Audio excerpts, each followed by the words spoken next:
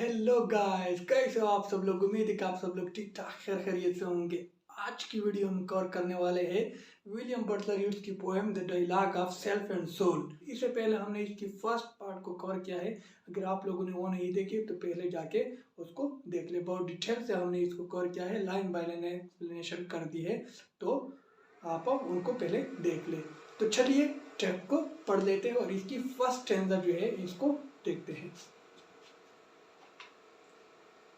Myself, a living man is a blind and drink his drop. अब myself कह रहा है सोल से। इससे पहले जो डायलॉग थी, जो फर्स्ट पार्ट था, उसमें सेल्फ और सोल जो थे डायलॉग कर रहे थे। एक स्टेंजा में सेल्फ जो था डायलॉग कर रहा था और दूसरे में जो कन्वर्सेशन थी वो सेल्फ सोल की थी। लेकिन यहाँ कन्वर्सेशन है वो सेल्फ का है। तो सेल्फ क्या कह रहा है? Myself, a living man is blind and drink his drop. Living man जो है, जो वर्ल्डली मैन है, जो कि अभी तक जिंदा है, यानी कि इसकी डेथ नहीं हो चुकी है। डेथ और बर्थ की जो साइकिल है उसे वो अभी तक आज़ाद नहीं है। वो क्या है? ब्लाइंड है। ब्लाइंड है एंड ड्रिंक्स हिज ड्रॉप। वो ब्लाइंड है, उसे कुछ नजर नहीं आ रहा है। एंड ड्रिंक्स हिज ड्रॉप, वो अपना ही खून पी रहा है। अपने ही खून से, उसको पता ही नहीं है, वो अपने आप से ही, यानी कि अपने हाथों से ही अपने आप को मरवा रहा है। उसको पता ही नहीं है कि मैंने अपनी जान अपने हाथों से लेनी है, यानी कि जो इवल एक्टिविटीज है वो उसको डिस्ट्रक्शन की तरफ लेके जाएगी। लेकिन चूंकि वो ब्लाइंड है, उसको दिखाई नहीं दे रहा है। और ये जो इवल चीज़ें हैं, ये जो वर्ल्डली प्लेजर, ये जो मटेरियलिस्टिक प्लेजर, ये उसको डिस्ट्रक्शन की तरफ लेके जाएगी। लेकिन वो पी रहा है, उनको इंजॉय कर रहा है स्टिल, क्योंकि वो ब्लाइंड है। What matter if the ditches are impure? Question pose कर रहा है वो। What matter if the ditches are impure? Ditches mean जो कंधे होते हैं, जो चेसम होते हैं। अब सोल जो है, सॉरी सेल्फ जो है, वो कह रहा है कि क्या फर्क पड़ता है अगर मैं इम्प्योर चीज़ों को क्या करो, स्टिल फॉलो करो। ये जो लस्ट है, लव है एंड वार है, ये जो एक्टिविटीज है जो उसको दिखाई नहीं दे रही है, कह रहा है कि क्या फर्क पड़ता है अगर मैं इसको फॉलो करो। क्या फर्क पड़ता है अगर मैं इसके अंदर गिर जाऊं, अगर ये मुझे इंस्ट्रक्शन की तरफ, डिस्ट्रक्शन की तरफ लेके जाए। क्या फर्क पड़ता है अगर ये इम्प्योर हो? असल में इसका मतलब ये है कि अगर मैं चाहूँ भी स्पिरिचुअलिटी की तरफ जाओ, लेकिन जिस माहौल में मैं रह रहा हो, क्योंकि लिविंग जो सोसाइटी है, ये लिविंग इन्वायरमेंट है, ये मुझे नहीं जाने देगी। ये मुझे अगेन इफेक्ट करेगी दोबारा इविल एक्टिविटीज में इंगेज करने की, दोबारा वर्ल्डली प्लेजर में बिजी होने की, मटेरियलिस्टिक परसूट में इंगेज या बिजी होने की। तो क्या फायदा है अगर मैं प्यूरिफिकेशन की तरफ चले जाऊं या स्पिरिचुअलिटी की तरफ चला जाऊं? What matter if I live it all once more? क्या फर्क पड़ता है, सोल कह रहा है, क्या अगर मैं दोबारा एक बार और मैं इसको जी लूं, जिस तरह मेरे एंसेस्टर ने इंजॉय किया है, जी लिया है वार को, सेक्स को, उसने जंगें लड़ी है, सेक्स जो है उसको, लस्ट जो है उसमें बिजी इंगेज हुए थे, और जो लव मेकिंग थे उसमें इंगेज हो गए थे। तो क्या फर्क पड़ता है अगर मैं इसको फॉलो करूं और मैं भी वो जी लो एक बार और? क्या फर्क पड़ता है अगर मैं, अगरचे ये इम्प्योर है, मुझे डिस्ट्रक्शन की तरफ लेके जाएगी, लेकिन क्या फर्क पड़ता है क्योंकि ये सोसाइटी मुझे दोबारा इम्प्योर करेगी। तो मेरी प्यूरिफिकेशन का फायदा ही क्या है? इंड्योर मीन्स बर्दाश्त करना। ट्रायल मीन्स मशक्कत, जो डिफिकल्ट टास्क होती है इसको ट्रायल कहते हैं। ऑफ ग्रोइंग अप, जवानी की। क्या फर्क पड़ता है अगर मैं बर्दाश्त कर लो एक बार और, यानी कि इस मशक्कत को जो बढ़ने की है, क्योंकि जब वार होगा, सेक्स होगा, तो ज़रूर मुश्किलात होंगे। और वो आपको फेस करने होंगे। तो क्या फ़र्क पड़ता है, घर में एक बार और वार्मिंग इंगेज हो जाओ और मैं उनको दोबारा से हेलो इन ग्रोइंग अप को, इस प्रॉब्लम्स को। In the agony of boyhood, the distress, the agony means जो प्रॉब्लम्स होते हैं बॉयहुड की, बचपन की, द डिस्ट्रेस जो परेशानियां होती है, अगर मैं इसको से hello of boyhood changing into the man, या बचपन से जवान बनने की अगर मैं मशक्कत जो है, ये जो सख्तियां मुझ पर गुजरती है, ये मैं बर्दाश्त कर लो, इसको बियर कर लो। The unfinished man and his pain, या unfinished, unfinished means mature man. जो मैच्योर मैन होता है उसकी जो दर्द होती है, जो दर्द भरी दस्ताने होती है, उसकी ज़िंदगी जो मुश्किलात होती है, उनको से लो। यानी कि सर जो है वो मेन जो इसका जो थीम है या जो कहना चाहता है कि मैं ये सब चीज़ें जो है वो सह लूँगा, लेकिन मुझे प्यूरिफिकेशन की तरफ जाना नहीं है। मुझे ये सारी चीज़ें मंजूर है, I will beer all this things. मैं अपनी ग्रोइंग अप की ट्रायल जो है उसको भी एंड्योर करूँगा। अपनी जो बचपन से एक यंग मैन बनना है, इसको भी जो मुश्किलात मुझे रास्ते में या ज़िंदगी में फेस करने पड़ते हैं उनको भी फेस कर लूँगा, लेकिन मुझे ये जो इवल एक्टिविटीज में है इसमें इंगेज ही रहना है, इसको इंजॉय ही करना है।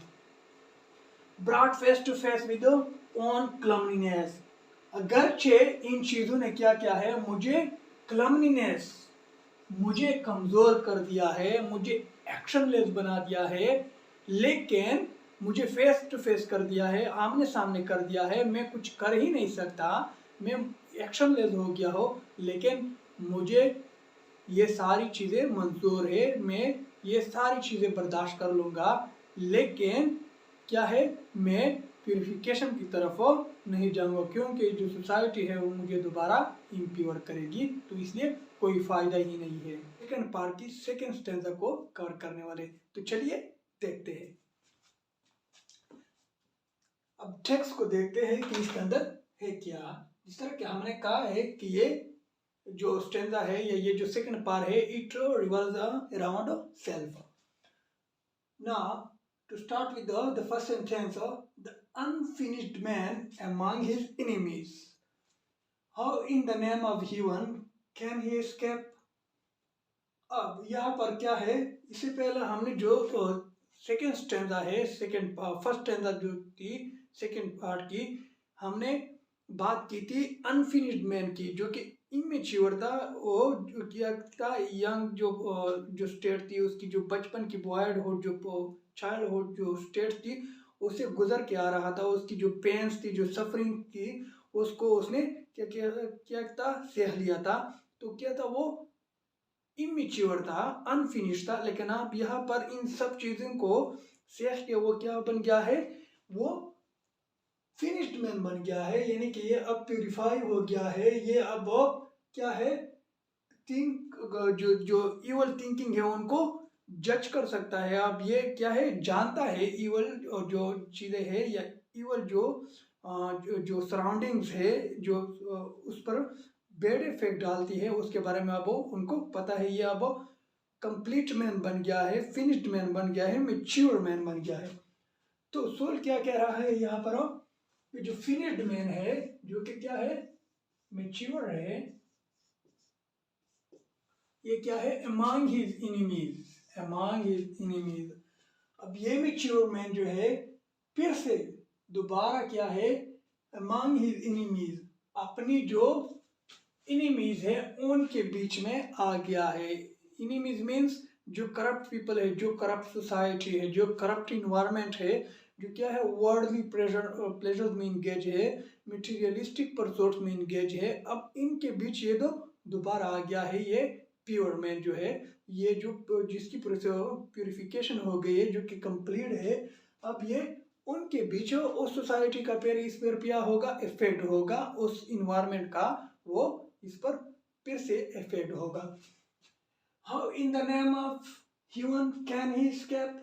अब वो जब इस माहौल में है तो ज़रूर इसका इफेक्ट उसके ऊपर होगा, तो वो किस तरह स्पिरिचुअलिटी की तरफ जा सकेगा दोबारा जब वो प्यूरिफाई हो चुका है। लेकिन अब जब इस माहौल में जो सराउंडिंग्स है वो उसकी जो इनर सेल्फ है उससे मैच नहीं कर रही है, उसकी जो प्यूरिफिकेशन है उससे मैच नहीं हो रही है।